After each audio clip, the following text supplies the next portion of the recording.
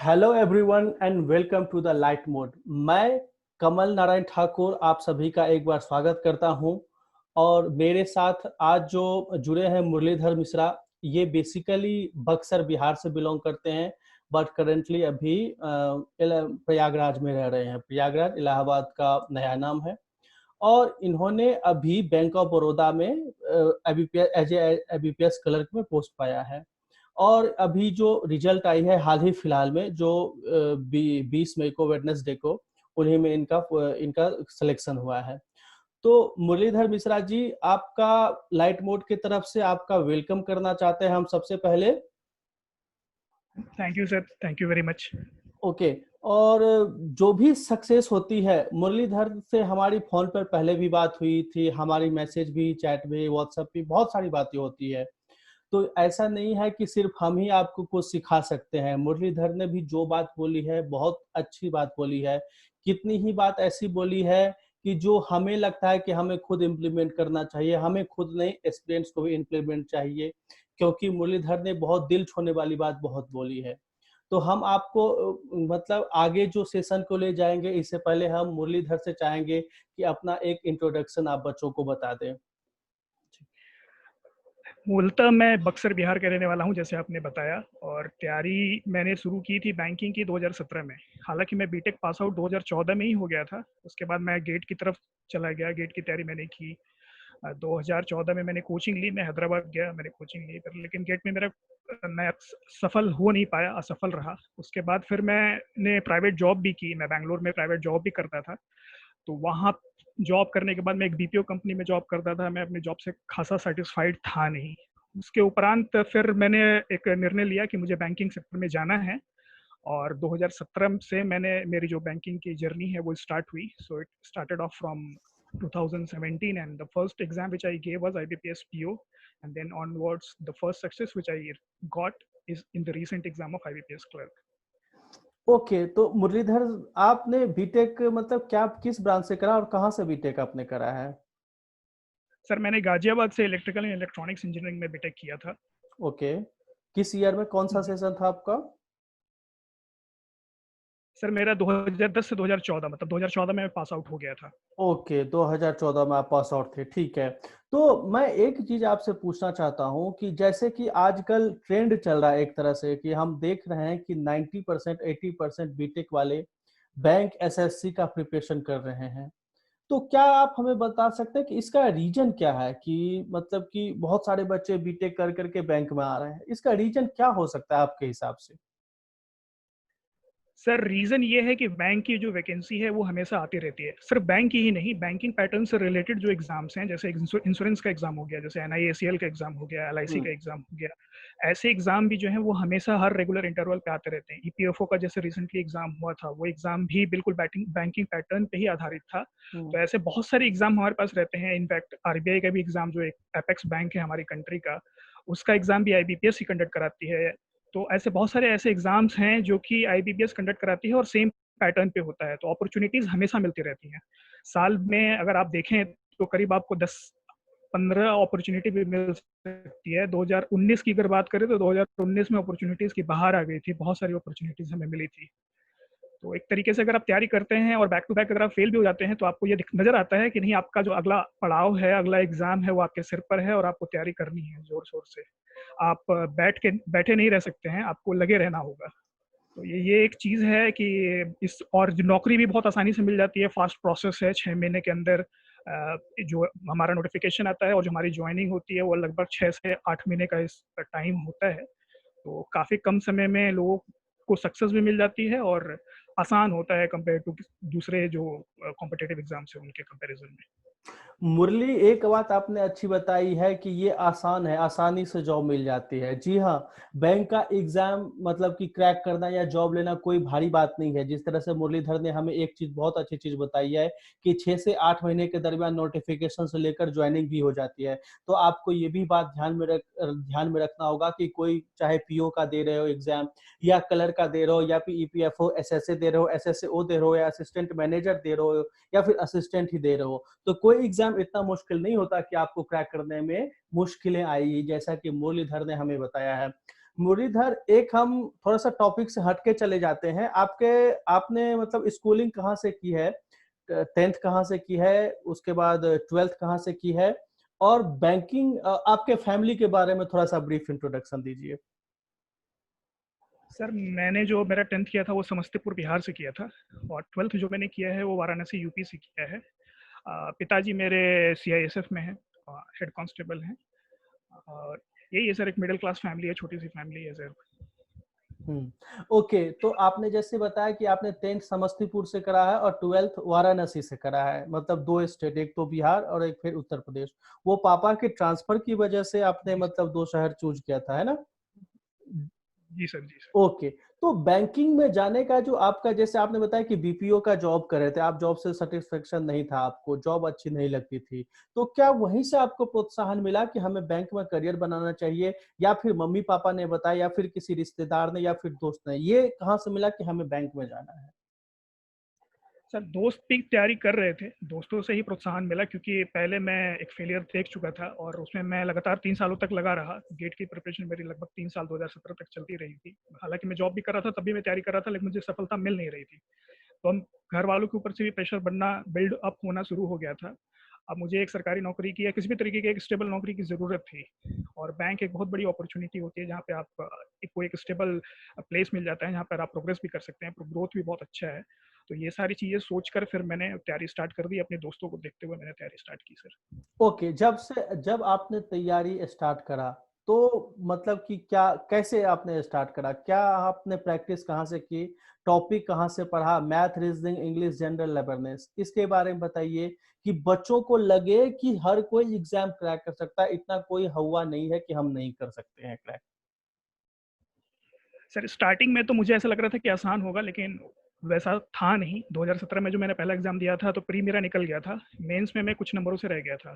तो मुझे ऐसा लगा कि मेरे लिए काफ़ी आसान होगा, लेकिन 2018 में जो जो साल था वो मेरे लिए बहुत बुरा बीता, क्योंकि 2018 में मेरे साथ ऐसा हुआ कि मैं एक भी प्री नहीं निकाल पाया। मैंने बहुत सारे एग्जाम दिए, सारे एग्जाम दिए, ऑलमोस्ट सारे एग्जाम दिए, और किसी में भी मेरा प्री नहीं निकला। कुछ घरेलू परिस्थिति भी थी और कुछ मेरी तैयारी में भी कमी थी, इसकी वजह से मेरा प्री नहीं निकल रहा था। तो 2019 में आप लोगों से मेरा कांटेक्ट हुआ, सर से मेरी बात हुई थी, तो फिर उन्होंने मुझे बहुत मोटिवेट किया, उन्होंने बताया कि तैयारी करनी कैसी है। तो फिर मैंने तैयारी का जो डायरेक्शन है उसको चेंज किया। जो मैं गलतियां कर रहा था अपने पास्ट में, उन गलतियों को मैंने फिर दूर करने की कोशिश की, धीरे धीरे ही सही। फिर 2019 का भी मेरा फर्स्ट हाफ अच्छा नहीं रहा, 2019 के फर्स्ट हाफ में भी मेरा एक भी प्री नहीं निकला। तो बहुत ज़्यादा हताशा हो गई थी, निराशा हो गई थी कि पता नहीं क्या होगा, कैसी जगह पे आ गया। स्टार्टिंग तो बहुत अच्छी हुई, पहले बार में ही निकल गया, लेकिन उसके बाद लगातार फेलियर, एक के बाद एक फेलियर। और उसमें भी मैं, ऐसा भी नहीं था जैसे बहुत सारे एस्पिरेंट का होता है कि मेंस में जाने के बाद छटते हैं, मैं प्री में ही छटता चला जा रहा था। लेकिन 2019 के जो फर्स्ट हाफ बीता, उसके बाद जो सेकंड हाफ आया वो मेरे लिए काफ़ी बेहतरीन रहा। उसके बाद फिर मैंने प्री निकालना मेरा शुरू हुआ। फिर 2019 में मैंने फिर एसबीआई क्लर्क का प्री निकाला, हालांकि मैं मेंस में रह गया। उसी तरीके से फिर एलआईसी असिस्टेंट का भी निकला, आईबीपीएस पीओ का भी निकला, आईबीपीएस क्लर्क का भी निकला। तो गलतियां होती थी मैथ्स में। जो मैं बेसिकली था कि मैथ्स में मैं स्ट्रांग था, इंग्लिश भी मेरी ठीक ठाक थी, लेकिन मैं कहीं ना कहीं चीज़ों को इग्नोर कर रहा था। मैं, जैसे मुझे ऐसा लग रहा था कि मुझे इंग्लिश आती है, लेकिन सच्चाई ये थी कि आती तो थी, लेकिन वो चीज़ जो एग्जाम में चाहिए वो शायद मेरे पास नहीं थी। मुझे ग्रामर के बारे में नॉलेज था नहीं, मैं ग्रामर पे ज़्यादा फोकस भी नहीं कर रहा था। और वैसे भी रीडिंग कॉम्प्रिहेंशन और पैसेज वगैरह जैसे वाली जो चीज़ें हैं, उन सारी चीज़ों को भी मैं, हालांकि मैं न्यूज़पेपर पढ़ता था, लेकिन वो ज़्यादा उतनी इफेक्टिव रही नहीं मेरे लिए, क्योंकि मैं आरसी करने के बावजूद भी मैं जब टेस्ट सीरीज जब देता था और उसको जब मैं एनालाइज करता था, तो मैं देखता था कि 10 में से मेरे 5 गलत ही हो रहे हैं आरसी में। उस चीज़ पर फिर मैंने काम करना शुरू किया, आरसी की फिर स्ट्रैटेजीज और बुक्स वगैरह से फॉलो की, वीडियोस कुछ देखे। उन वीडियो से फिर मैंने समझा कि नहीं, सिर्फ पढ़ लेने से ही नहीं होगा, उसको इसमें ये बात भी समझनी जरूरी है कि कैसे वो चीज़ें इंप्लीमेंट होती हैं, कैसे ऑप्शंस को एनालाइज करना जरूरी है, क्योंकि ऑप्शन सारे क्लोज होते हैं। आरसी में जो हमारे पास 5 ऑप्शन होते हैं, पांचों ऑप्शन कहीं ना कहीं कुछ ना कुछ प्रतिशत सही ही होते हैं, लेकिन उसमें जो सबसे बेस्ट ऑप्शन है वो ऑप्शन हमें चूज करना होता है। तो वो चीज़ फिर मैंने वहां से सीखी। तो ये जो गलतियां थी छोटी छोटी, वो मेरे ऊपर, मेरे लिए बहुत ज्यादा भारी पड़ रही थी, और उसकी वजह से मेरा नहीं हो रहा था। तो वो उन गलतियों को मैंने सुधारा। मैथ्स में भी जैसे था, तो मैथ्स में मैं कॉन्सेप्ट वाइज काफी सही था, कॉन्सेप्ट मुझे आते थे, लेकिन मेरी प्रॉब्लम थी मेरी स्पीड।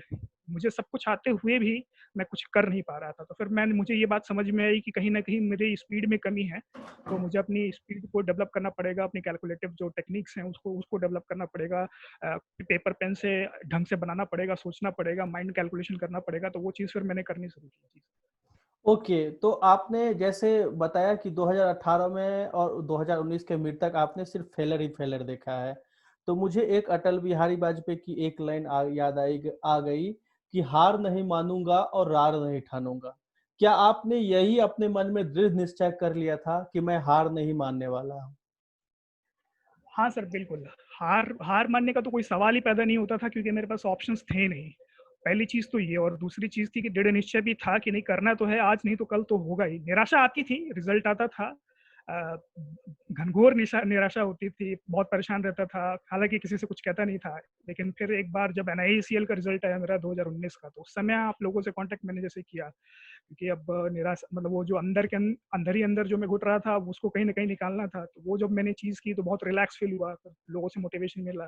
फिर जो हमारे जैसे लोग हैं उनसे फिर मैंने कॉन्टैक्ट बनाना शुरू किया जो कि बहुत दिनों से स्ट्रगल कर रहे थे। उनके साथ जब ग्रुप में हम लोग रहते थे, व्हाट्सएप वगैरह का ग्रुप रहता था हमारा तो उससे काफ़ी प्रोत्साहन मिलता था और फिर चीज़ें होती चली गई और फिर लास्टली सक्सेस मिल ही गया। अंत ओके। तक भी मैं गल जी, बताइए, बताइए, आप कुछ बोलना चाह रहे हैं, बताइए, निसंकोच बताइए। अंत तक भी मैं गलतियाँ करता रह गया, हालाँकि मैंने मैथ्स, रीज़निंग और इंग्लिश में जैसे आपको मैंने बताया कि मैंने चीज़ें सही कर ली थी। लेकिन फिर भी मेरा जो जीए पोर्शन था, जो कि काफ़ी ज़्यादा महत्व रखता है बैंकिंग एग्ज़ाम्स में, वो मेरा वीक था और कहीं न कहीं इसी रीज़न की वज़ह से मेरा पीयू में भी नहीं हुआ है इस बार और एलआईसी असिस्टेंट में भी मेरा नहीं हुआ। क्योंकि इन दोनों में मेरे जो मार्क्स थे, वो बहुत जीए में बहुत ज़्यादा पुअर थे। करीब 13-14 नंबर मेरे दोनों ही एग्ज़ाम्स में आए हैं। एलआईसी असिस्टेंट में 13 मार्क्स थे आउट ऑफ 40 और आईबीपीएस पीयू में भी 13 पॉइंट समथिंग थे।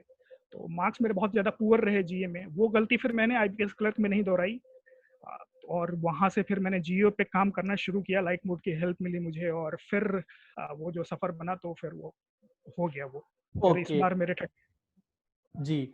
अब जैसे आपने बताया कि मैथ के बारे में बताया, आपने इंग्लिश के बारे में बताया, तो एक चीज़ बेसिक होती है कि मैं हर स्टूडेंट से यही पूछना चाहता हूँ कि जब आप प्रैक्टिस कर रहे होते हैं किसी भी मतलब कि जैसे आपने क्वेश्चन लिया प्रीवियस ईयर या फिर प्रैक्टिस सेट या फिर ऑनलाइन हो चाहे ऑफलाइन हो।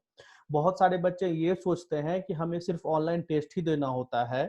ऑनलाइन टेस्ट देकर के क्या करते हैं कि अगर हमने कुछ उसमें गलती करा, मान लो अगर हमने 100-200 में से 100 ही अटेम्प्ट करा, उसमें से 10 या 20 गलती हो गई, तो उस गलती को क्या करते हैं, देखते नहीं हैं। जबकि सही बात ये है कि हम ऑनलाइन टेस्ट तो दे रहे हैं, बट ऑफलाइन भी कांसेप्ट उतना ही क्लियर करना है।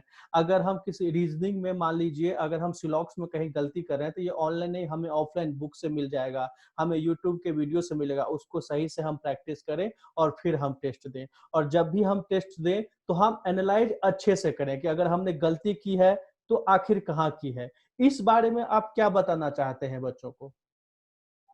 बिल्कुल सही कहा सर आपने। जैसे आपने कहा कि जो टेस्ट टेकिंग तो सब हर इंसान देता है, जो एग्ज़ाम तैयारी कर रहा है, वो तो हर बच्चा देता ही है। जी। लेकिन उससे ज़्यादा इम्पोर्टेंट चीज़ ये है कि अगर आप डेली टेस्ट दे रहे हैं और उसको एनालाइज़ नहीं कर रहे हैं, तो वो किसी मतलब का नहीं रह जाता क्योंकि आप अपनी गलतियों पे काम नहीं कर रहे होते। यही गलती मैंने भी की है, तो मैं जानता हूँ बहुत अच्छे तरीके से मैं 10-20 जो हमारे पास हमें टेस्ट सीरीज़ में 20 टेस्ट मिलते हैं, वो 20 लगा देता था, लेकिन कभी ढंग से मैंने कभी कोई चीज़ें एनालाइज़ नहीं की, तो वो गलतियाँ फिर हर टेस्ट में वो रिपीट होती थी।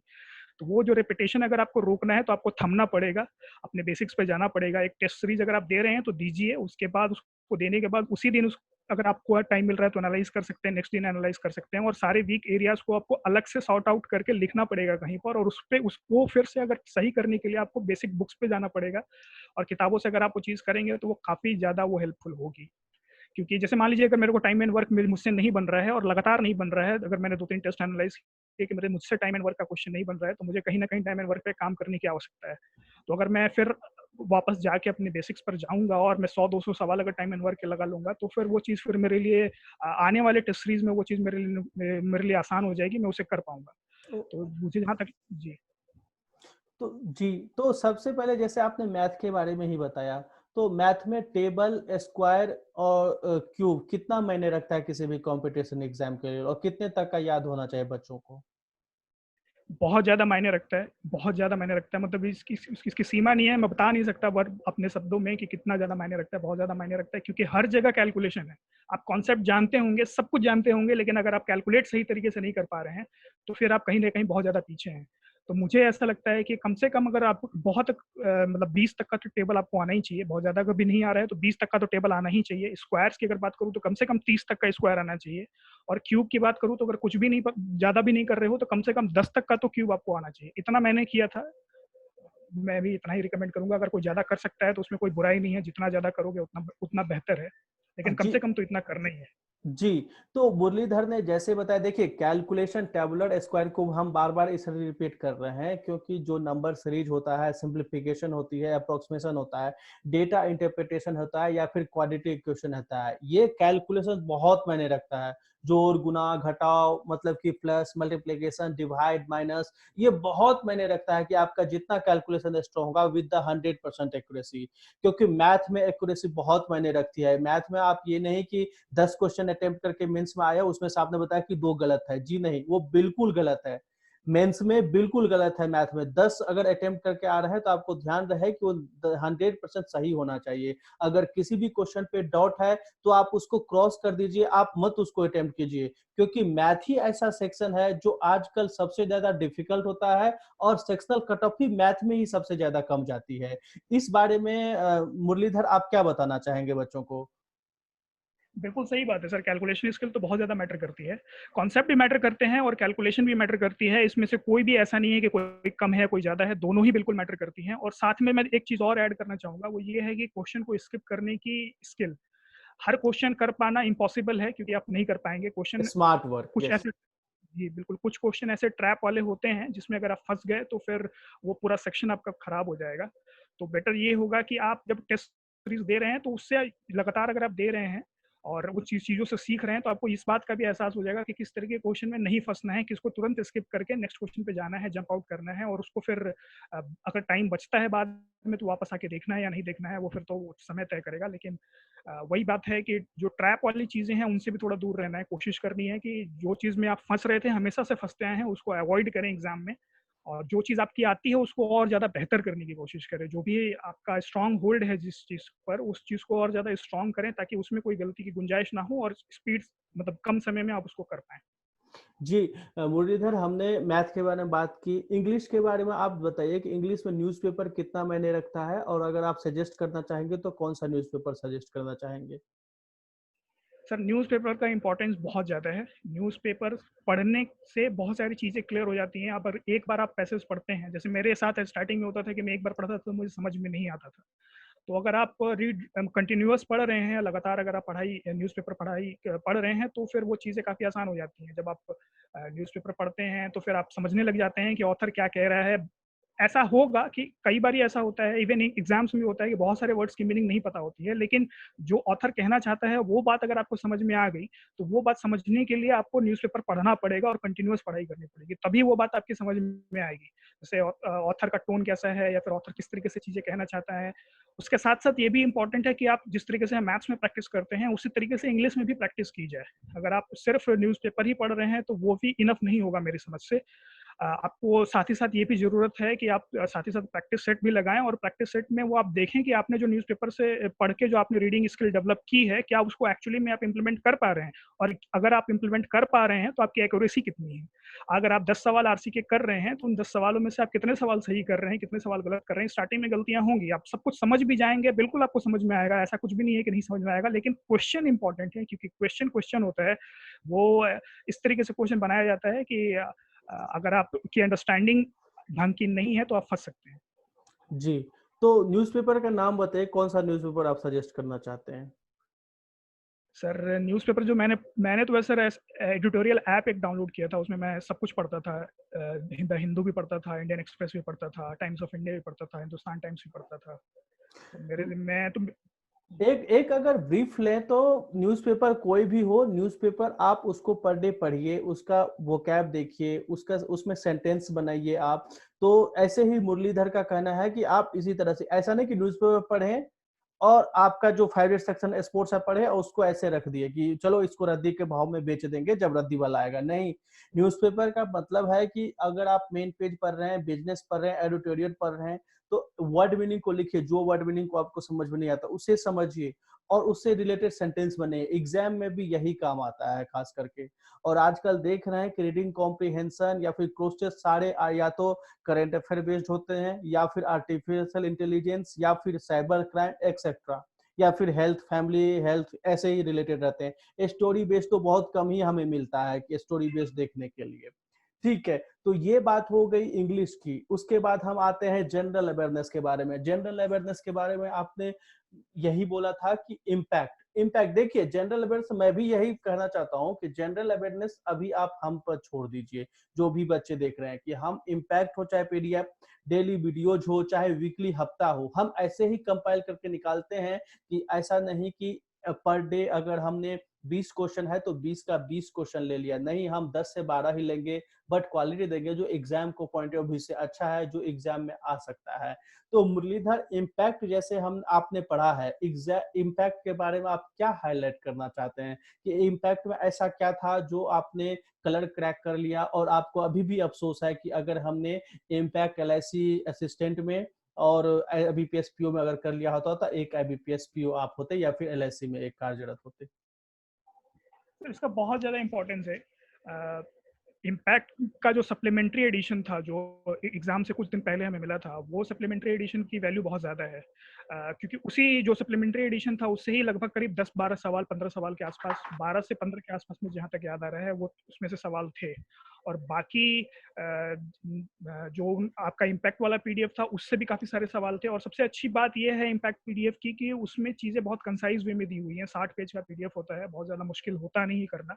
हालांकि हम डेली बेसिस पे पढ़ते भी हैं, जो लोग पढ़ते हैं, मैं तो नहीं पढ़ता था, लेकिन जो लोग पढ़ते हैं उनके लिए तो वो चीज़ें और आसान हो जाएंगी। मेरे लिए तो जैसे मैं सही मायने में मेरा टाइम जो लिवरेज हुआ है वो इम्पैक्ट पीडीएफ की वजह से ही हुआ है, क्योंकि मैं स्टार्टिंग से ही उसको फॉलो अप नहीं कर रहा था, तो मेरे लिए बहुत मुश्किल वाली चीज़ थी। तो मैंने उसको कवर किया और मुझे तो बहुत ज़्यादा बेनिफिट मिला है। तो मुझे ऐसा लगता है कि अगर कोई वो इम्पैक्ट पीडीएफ पढ़ता है और स्पेशली जो सप्लीमेंट्री एडिशन।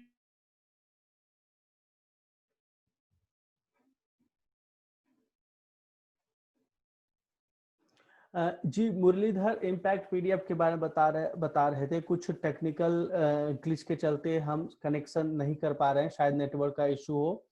हम बहुत जल्द मुरलीधर से फिर दोबारा जुड़ते रहेंगे। तो देखिए, इम्पैक्ट क्या है? इम्पैक्ट एक तरह से कंपाइलेशन है हमारा, कि हम एग्जाम के हिसाब से ही इम्पैक्ट पीडीएफ को रखते हैं। ऐसा नहीं कि हमने उसमें रखते हैं और मिल करके काम करके हमें बताते हैं कि इम्पैक्ट का क्या पोजीशन था। कुछ टेक्निकल इशू के चलते आपसे कनेक्शन नहीं हो पाया था। आप बताइए जो बात बता रहे थे मुरली जी।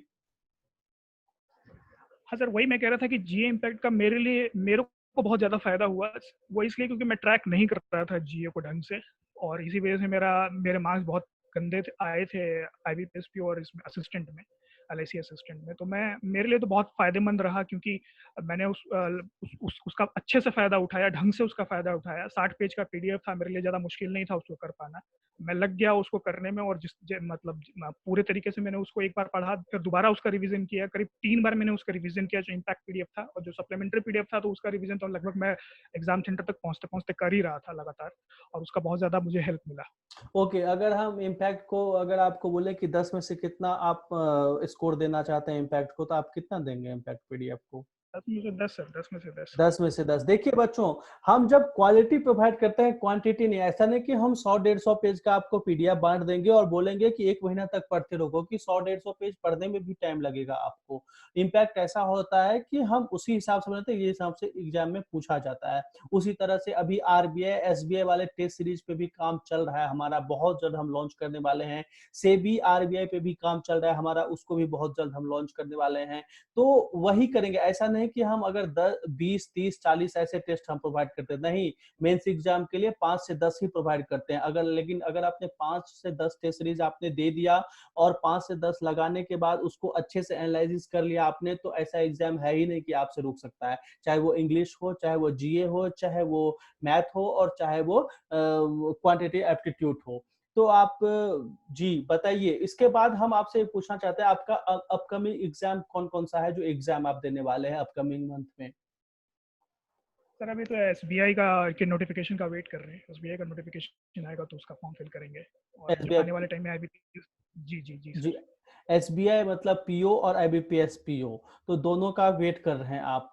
तो आपको ऑल द बेस्ट आगे के एग्जाम की प्रिपरेशन करने के लिए कि आप हमारे साथ हमेशा ऐसे ही जुड़े रहिए। एसबीआई पीओ बनिए, आईबीपीएस पीओ बनिए और हमेशा बच्चों को आकर के ऐसे ही हमारा मोटिवेशन दीजिए। देखिए बच्चों, जैसे मुरलीधर ने बताया कि कोई भी एग्जाम इतना ये नहीं होता कि हम उसको हवा बना दें कि हमसे नहीं निकलने वाला। अगर मन में दृढ़ निश्चय होती है, बार-बार फेल करने के बाद भी मुरलीधर ने 2018 में बार-बार फेल करने के बाद भी 2019 में उन्होंने एग्जाम क्लियर कर लिया।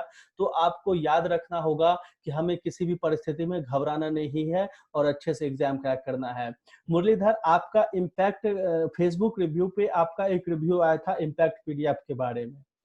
वो इम्पैक्ट पीरियड आपने मतलब जो रिव्यू लिखा है, हम जितने भी 3-4 लोग जो हम सीनियर हैं, सबने अच्छे से पढ़ा है और सबने हमने स्टेटस पे भी लगाया था और हर जगह फैलाया भी। आपने क्या सोच करके ये रिव्यू लिखा था कि मतलब कि आपके दिमाग में क्या चल रहा था कि आपने इतना अच्छा रिव्यू दे दिया हमें? सर देखिए, मैं मेरे साथ ऐसा था कि मैं लगातार फेल हो रहा था। पहले तो मेरा प्री नहीं निकल रहा था। जब मेंस में भी मैं फेल होने लग गया तो फिर मैंने जो अपने स्क्रीनशॉट जो मेरे मार्क्स के थे वो मैंने आप लोगों को भेजे थे, तो आप लोगों ने हुँ, बताया था कि जीए कल्प्रिट है, जीए में आप मैं गड़बड़ कर रहा हूँ, जीए मुझे ठीक करना है। हुँ, और चूँकि जब मैं एग्ज़ाम देकर आया तो मैं काफ़ी ज़्यादा सैटिस्फाइड था, कम से कम अपने जीए के अटेम्प्ट से, और जिस तरीके से मैंने अटेम्प्ट किया था मुझे पता था कि मैं अच्छा करके आया हूँ। तो मैं बहुत ज़्यादा सैटिस्फाइड था और जिस तरीके से मुझे वो पीडीएफ मिली, अ, मैंने तो वो चीज़ सब्सक्राइब भी नहीं की थी, मतलब मैंने पैसे नहीं दिए थे, आप लोगों से बस रिक्वेस्ट की थी, आप लोगों ने मुझे वो दे दिया था। तो ये मैं उसके लिए बहुत-बहुत आभारी हूँ आप लोगों का। और उसके बाद मैंने उस चीज़ का फ़ायदा उठाया और वो तो जेन्युइन सी बात है सर, जो मेरे अंदर से फीलिंग आई वो मैंने बस एक्सप्रेस कर दी वो अपने वर्ड्स में, बस उतना ही है सर। जी बच्चों, इसी वीडियो के नीचे डिस्क्रिप्शन में हम आपको देंगे कि मुरलीधर ने हमें कैसे रिव्यू दिया है। हम डिस्क्रिप्शन बॉक्स में अटैच करेंगे कि ठीक है कि मुरलीधर ने हमें जीए के बारे में कैसे ये दिया। जीए के अलावा भी हम क्वांटिटेटिव एप्टीट्यूड, रीजनिंग, कंप्यूटर और इंग्लिश पे काम कर रहे हैं। बहुत जल्दी हमारी टेस्ट सीरीज आरबीआई, एसबीआई के लिए जैसे हमने पहले भी बताया बहुत जल्दी लॉन्च हो पाएगी। उसके अलावा आपको जितने भी अपकमिंग एग्जाम है, चाहे आप एसबीआई पीओ बनना चाहते हैं, चाहे आप आरबीआई ग्रेड बी में जाना चाहते हैं, चाहे आप एबीपीएस बीओ बनना चाहते हैं या फिर यूपीएससी आप क्रैक करना चाहते हैं, हमारे साथ बने रहेंगे। आपका मेरा रिश्ता ही ऐसा अब हो गया है कि समझ लीजिए कि आपके बिना हम नहीं और हमारे बिना आप नहीं। तो वही उसी तरह से एग्जाम देखिए, अगर हम कुछ आपको बताते हैं as a mentor, as a teacher, तो उसको आप पहले ग्रहण कीजिए, क्योंकि उसी के बाद आप उसको इम्प्लीमेंट कर पाएंगे। और अगर हम कुछ सजेस्ट करते हैं तो आपके ही पॉइंट ऑफ व्यू से सजेस्ट करते हैं कि ये आपके लिए ही अच्छा होगा। तो मुरलीधर, जाते जाते एक बच्चों को थोड़ा ब्रीफ कीजिए कि कोई भी एग्जाम का प्रिपरेशन कर रहे हैं, उन्हें कैसे करना चाहिए, प्रैक्टिस कितना इंपॉर्टेंट है, जनरल अवेयरनेस कितना इंपॉर्टेंट है, क्योंकि जीए मेंस एग्जाम से लेकर के इंटरव्यू में बहुत इंपॉर्टेंट है। और अगर आप जीए को अच्छे से पढ़ लेते हैं तो मेंस एग्जाम में इजीली उसमें आप 70-80% स्कोर कर सकते हैं, जो ऑल ऑफ स्कोर के लिए बहुत ही अच्छा माना जाता है आपका, कि मैथ रीजनिंग में अगर थोड़ा कम भी हो गया तो जीए उसमें मेकअप कर दिया। तो आप बच्चों को क्या बताना चाहते हैं इस बारे में? सर मेरा कहना है कि जो दूसरों की गलतियों से सीख लो, बेहतर होगा, क्योंकि अगर दूसरों की गलतियों से सीख लोगे तो सक्सेस जल्दी मिल पॉइंट जाएगी। Point to be noted. देखिए, ये अपने पे ही लेकर के मुरलीधर ने आपको बताया है कि उनकी गलतियों से ही सीखिए कि कहाँ गलती कर रहे थे, हमारे साथ इसको उन्होंने शेयर किया और हमने उस कल्पित को पकड़ा, धर दबोचा और उस जी। जी सर, तो वही मैं कहूँगा कि दूसरों की गलतियों से सीख लो, खुद गलती करोगे तो सफ़र थोड़ा लंबा हो जाएगा। अगर लंबा हो भी गया है, पहले से भी बहुत सालों से लगे हुए हो, तो हौसला बनाए रखो, हिम्मत बनाए रखो, सफलता ज़रूर मिलेगी। कोशिश जारी रखो, मेहनत करते रहो और जो भी चीज़ें मैंने इस वीडियो में शुरू से लेकर अभी तक बताई हैं, उन सारी चीज़ों को आप देखते रहो। और मुझे नहीं लगता कि बहुत ज़्यादा मुश्किल होने वाली है। संघर्ष से भागना नहीं है, संघर्ष करना है, हताशा होगी, निराशा भी होगी, लेकिन उसके पार में सफलता भी है। तो आपको सफल होना है और आप सफल होके मतलब विक्टोरियस, जो बोलते हैं हम कि विक्टोरियस बन के आप निकलोगे। तो ये बात तय है, अगर आप मेहनत करते रहे, अगर युद्ध में डटे रहे, लड़ते रहे, तो तो फिर मुश्किल नहीं है, कभी ना कभी सब। जी। जी, तो सबसे पहले आपने एक चीज़ बता दी, रिज़ल्ट किसको बताया था आपने फैमिली में कि मैं देखो मम्मी या पापा या दीदी या भैया मैं पास हो गया, मतलब कि मैं बैंकर बन गया?